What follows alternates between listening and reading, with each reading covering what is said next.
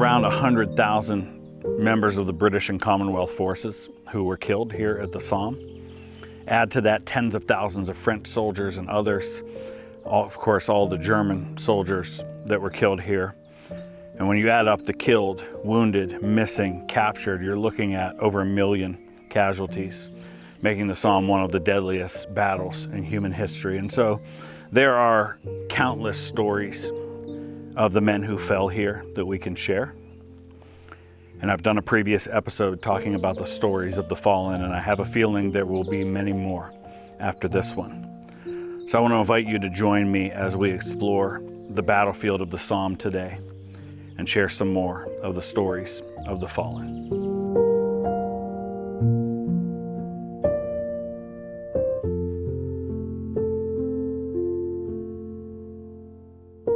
The Martinsart cemetery here on the Somme battlefield is unique in that, as you can see behind me, the grave markers are not white the way they normally are. These are red sandstone. They really just don't pop, they don't jump out the way the white ones do, but it was an opportunity to try something different, and that's what they did. So we're going to take a look around a little bit, talk about the men of the Royal Naval Reserve, in particular, one of the heroes of that unit. Walking among the graves of the Somme battlefield, you'll occasionally see men from the Navy, and that of course begs the question, what were men in the Navy doing at a place like the Somme, which is far from the ocean, and these cemeteries aren't even particularly close to the Somme River? Well, the Royal Naval Reserve included foot soldiers, and so a lot of these men were fighting just right alongside members of the army and the cavalry and other units. And one such man was Frederick Septimus Kelly. Now, he's a guy we could do an entire video about. A fascinating story. Went to Eton, went to Oxford, was on the 1908 gold medal winning team, an 8-man rowing team for the British in the London Olympics that year, and went on to be a renowned pianist and composer. In fact, his final composition was called Somme Lament, and was just 2 weeks before he was killed. When he was killed, it was in the final days of the Somme offensive, and like many officers, Lieutenant Commander Kelly was leading a unit in rushing a machine gun position when he was killed. Unlike many of the other composers who died here at the Somme, he has a marked grave, and it's right here.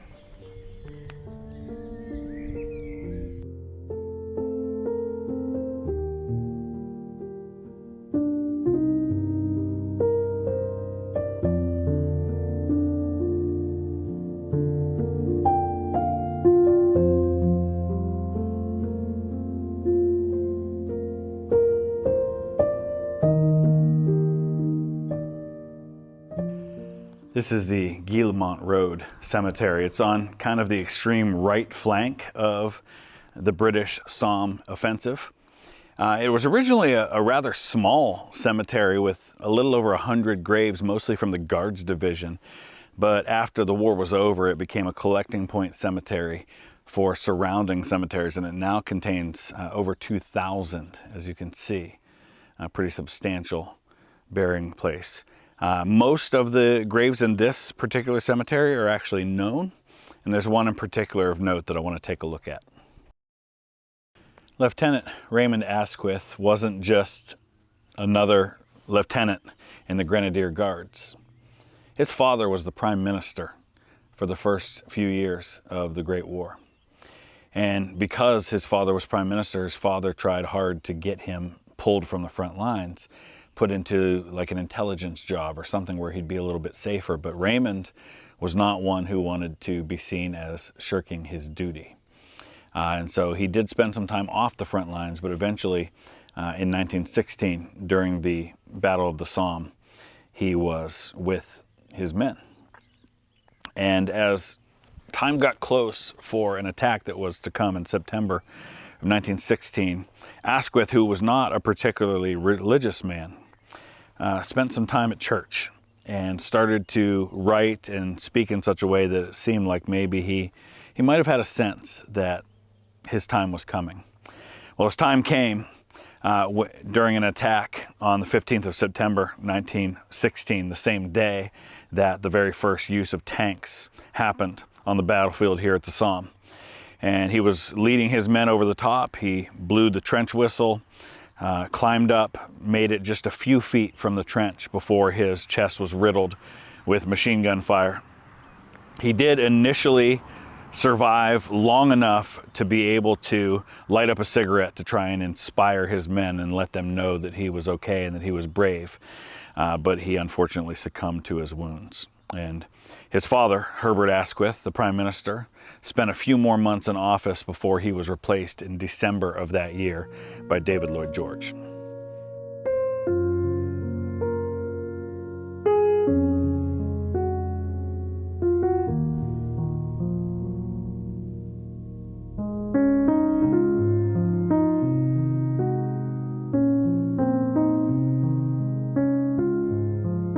Just outside of the town of Pozieres, we have the cemetery.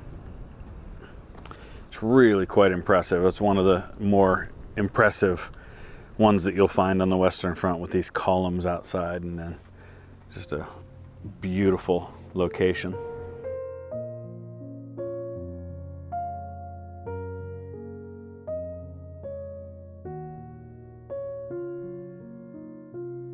So here at the Pozieres Memorial to the Missing, this one really just got to me. It's left by a family, and it has a photo of Rifleman Frederick Wayne of the King's Royal Rifle Corps. And it has a message with it. It just says, "My name is Frederick Wayne. I married Florence Capper and enlisted in the King's Royal Rifle Corps in 1915. As a coal miner, I could have been exempt from service. However, I joined up with 6 chums. I was posted to the 9th Battalion and survived 3 years in the trenches, only to be hit by a shell in the German Spring Offensive on the 24th of March 1918 while serving with the 11th Battalion here on the Somme. I have no known grave, only my name carved on this memorial. Please remember me." And then there are 2 crosses, and it says, "In loving memory, Frederick Wayne, forever remembered by your family." Yeah, that one really got to me.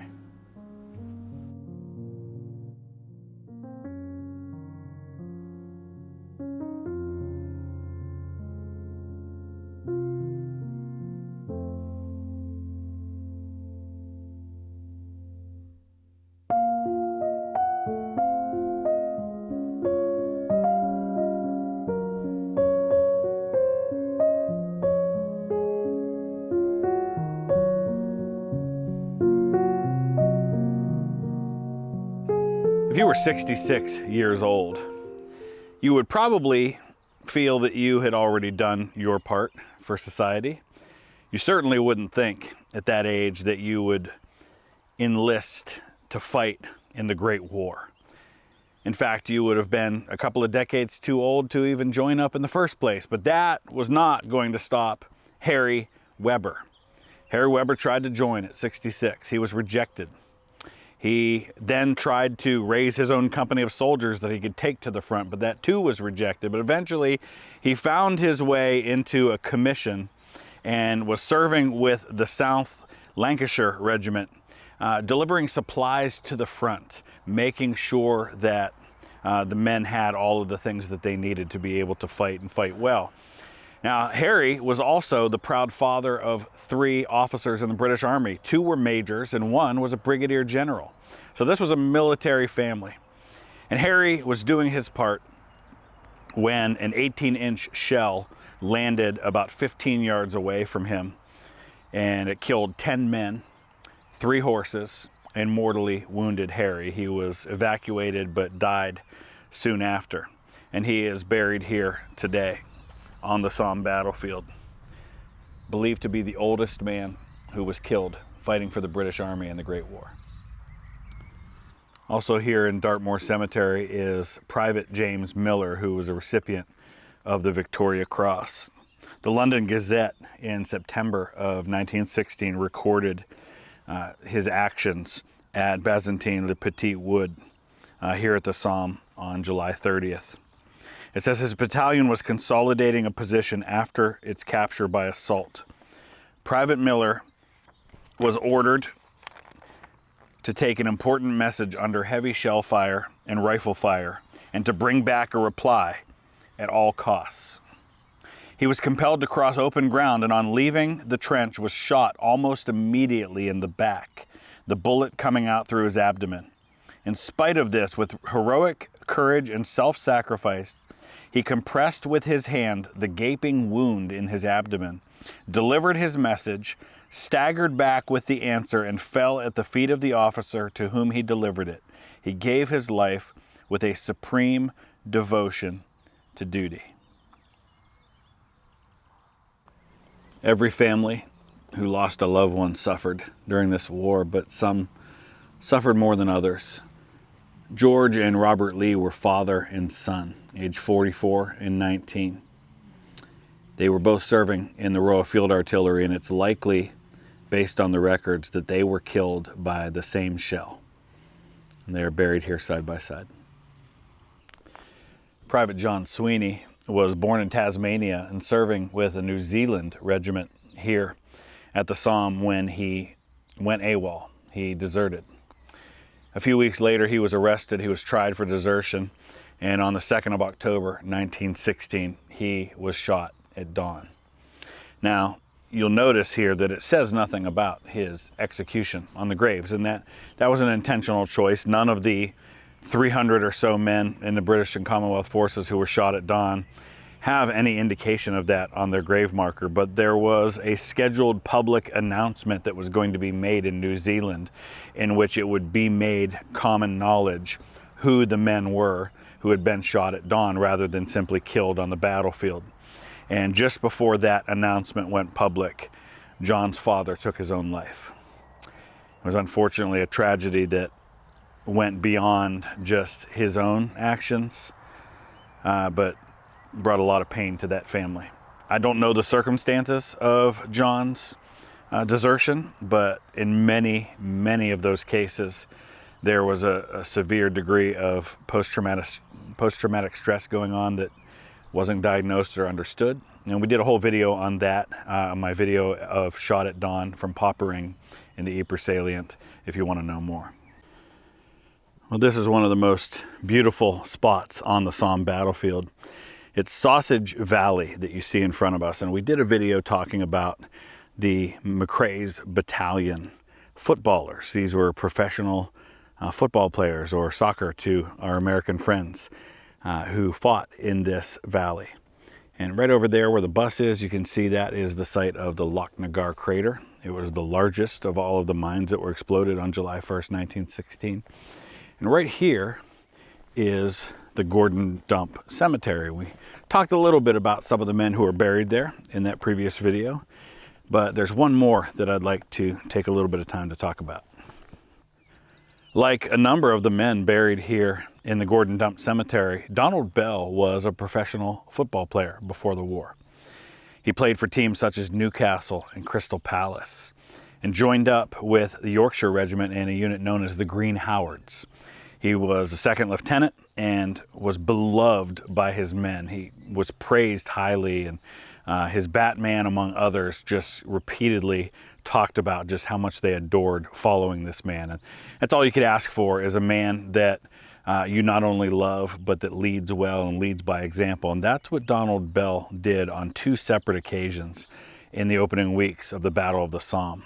In both occasions, they were pinned down by machine gun fire, and Bell would approach those machine guns with grenades and with small arms fire and destroy them. It happened once, for which he was eventually given posthumously the Victoria Cross, and it happened again on the day that he was killed.